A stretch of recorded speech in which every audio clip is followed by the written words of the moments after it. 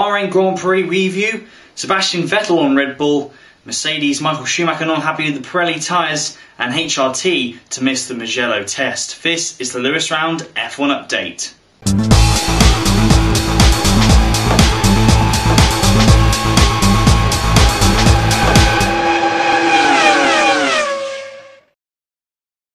So we'll start off then with the Bahrain Grand Prix, and probably, well, without doubt, the best Grand Prix we've seen there in controversial circumstances, of course, surrounding the event. Sebastian Vettel was on pole for the first time this season, alongside him Lewis Hamilton, Mark Webber third and Jenson Button fourth. So from the start of the race, it looked like it was the status quo from 2011. However, this would not be the case. Vettel quickly running away, but the real surprise Bahrain was Lotus. Now on Friday they ran all day on a heavy fuel load for the race, doing race simulations, not focusing on performance runs, and it meant it hampered them in the qualifying. Romain Grosjean only qualifying 7th, and Kimi Raikkonen failing to get into Q3, finishing 11th. Lotus saying they were severely helped by the fact that the conditions were very similar from Friday practice to Sunday race day. Saturday qualifying was a lot hotter,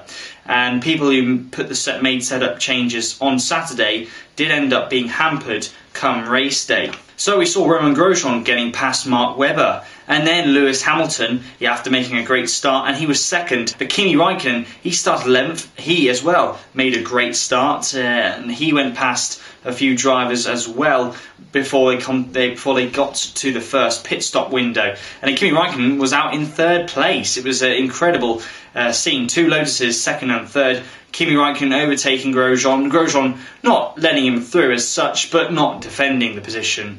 So Raikkonen had an easy, probably the easiest overtake he did all day. And then he was catching up on Vettel very quickly. Because of the fact he missed Q3, he had brand new tyres available to him, and it gave him that performance during the first part of the race to the halfway point, or really till this last stint, where Sebastian Vettel then, in performance-wise, they were both on the same tyre, and the Red Bull just had a bit more pace than Raikkonen did. It was a great race. Vettel, in the end, taking the checkered flag, his first one of the season, and surprisingly he leads the championship. That's how close it is. We've had 4 different championship leaders in 4 races. We've had 4 different constructors winning in these 4 races, and we've had 4 different drivers winning so far. It's a real treat for us. As I've said in the previous week after China, we're really being spoiled this season so far. Long may it continue. Felipe Massa, he looked as though he made big improvements in understanding how to drive his car. He was a lot closer to his teammate Alonso, a lot more competitive, scoring his first points of the season,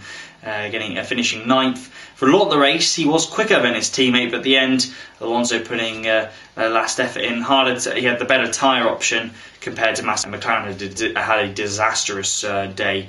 Hamilton finishing 8th, and Jenson Button having to retire on the penultimate lap. But the surprise off the weekend had to be Force India's Paul di Resta. What a fantastic result, considering Force India missed the entire second practice session, were completely ignored in the qualifying session on Saturday, and to start in a great 10th place on the grid, and then finishing 6th. They were the only driver, a 2-stop race, and it paid off. He almost got 5th, Rosberg getting him near the end of the race, but he just had enough under his belt, just enough gap to keep ahead of Alonso. I believe there was one more lap. I think Alonso might have took that place, and so too Hamilton. So the race falling right into place for Di Resta, and good on him, because Force India haven't been the quickest car, but they're showing with their talented drivers they're still picking up points, and I'm really looking forward to it. After the start of the European leg, they're promising upgrades, so are everyone else to be fair, but major upgrades which will hopefully lift them higher up the field, and they can really challenge for some serious points, especially Di Resta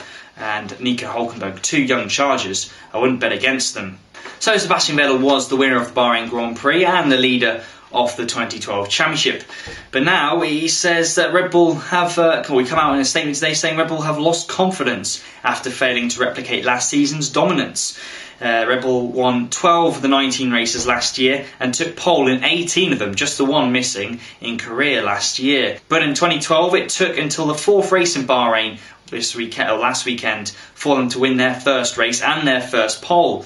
Vettel said, "It is tight, we're not as confident as we used to be. I'm not entirely happy where we are, but I think there's great potential in the car. 7 times world champion Michael Schumacher has hit a scathing attack at the tyre supplier Pirelli. Pirelli redesigned their tyres this year after being asked to produce ones that make racing more interesting, but Schumacher has complained about the high degradation. He said, "I had to drive at a pace to manage the tyres to finish with tyres left over. We should question whether that should be the case. It's unsatisfying and not what a Formula 1 event should be. This year I don't really know what to make of the tyres, but it's not an excuse because other people are doing a good job with them." Schumacher finished 10th in Sunday's Grand Prix, very disappointing. He did have, to be fair, a bad qualifying. His team completely underestimated the fact the track was getting quicker and quicker with each passing second. He was knocked out of Q1. He struggled to finish 10th, and the 7-time champion added, "If 80% or 90% complain, maybe Pirelli should think about it. I don't think it's right only 1 or 2 teams can handle it and the rest struggle so much." And yes, I can agree to him in a bit, as in the fact that drivers now they can't go full pelt, but they couldn't really do that anyway before with the Bridgestone tyres because they had to save fuel. So since it's all come in with the fact that refueling's banned and the Pirelli tyres making it you have to really take care of your tyres, I think it adds a skill. At the end of the day, if it's a sprint race, yes, but it is an hour and a half event. You have to be delicate on your tyres, and that means the drivers are learning, and it gives us fantastic racing. And finally, HRT, they've announced that they will not be taking part in next week's test in Mugello, opting instead to completely focus on their team's relocation to Madrid. So that's it for today's F1 update. Check www.lewisroundf1.co.uk for more news and reactions, as well as Lewis Round F1 on Facebook and Twitter. Thanks for watching. I'll be back next week. Until then, have a great week.